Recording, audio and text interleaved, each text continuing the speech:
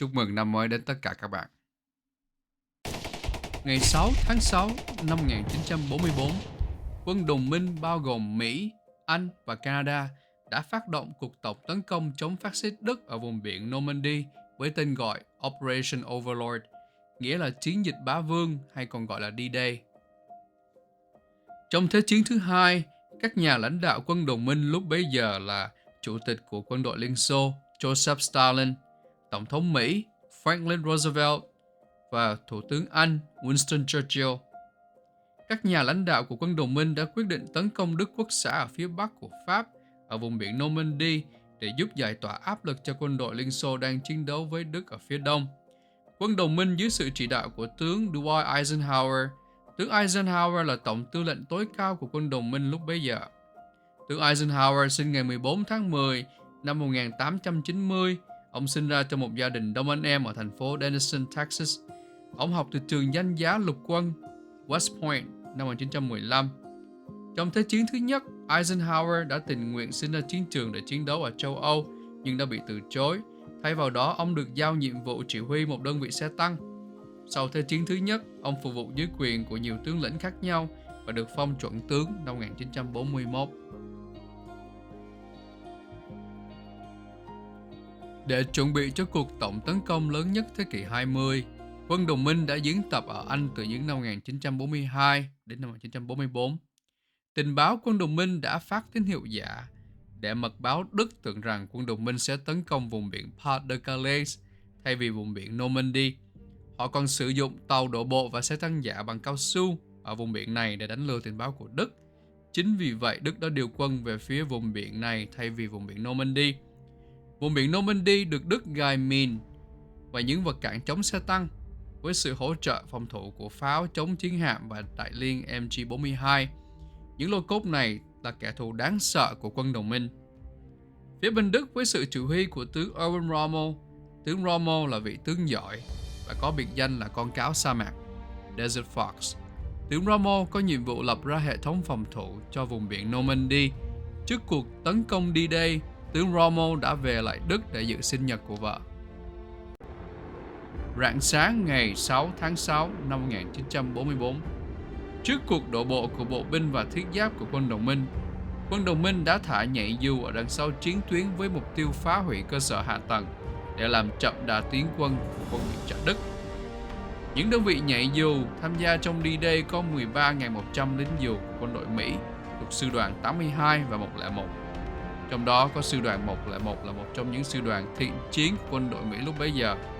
Và còn có tiểu đoàn nhảy dù số 1 của quân đội Canada và sư đoàn 6 nhảy dù của quân đội Anh.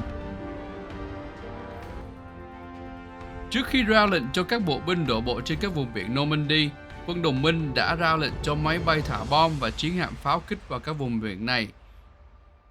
Quân đồng minh đồng loạt tấn công các bãi biển Utah, Omaha, Gull, Juneau và Shore với tổng số quân là 156.000 lính, trong đó có 73.000 lính Mỹ, 61.715 lính Anh, 21.400 lính Canada, với sự yểm trợ của hơn 7.000 tàu chiến và tàu đổ bộ các loại, cùng với 11.590 máy bay.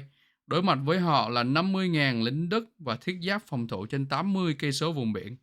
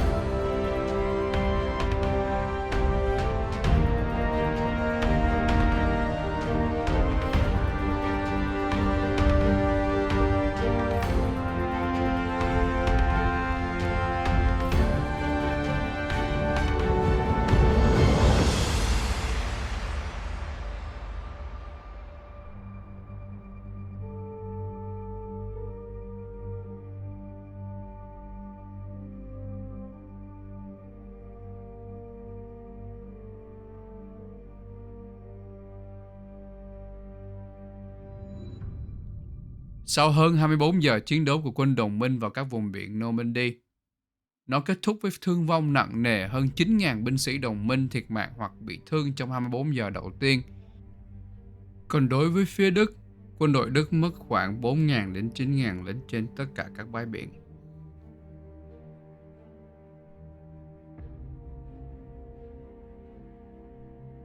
Năm ngày sau cuộc đổ bộ của quân đồng minh ngay lập tức lắp đặt 2 bến cảng tạm thời ở những vùng biển này để cho 2.500.000 quân nhân của các nước cùng với 500.000 phương tiện và 400.000 tấn vật tư cập bến cảng này trong suốt thời gian còn lại của cuộc chiến. D-Day là một trong cuộc tấn công quan trọng nhất thế kỷ thứ 20. Nó nêu lên tinh thần đoàn kết của Liên quân Mỹ, Anh và Canada. Chiến thắng D-Day giúp quân đồng minh tiến sâu hơn vào châu Âu và góp phần giải phóng các nước châu Âu về sau. Chiến thắng D-Day là bước ngoặt lịch sử trong Thế chiến thứ hai và góp công lớn để đánh bại đạo quân phát xít của Hitler vào năm 1945.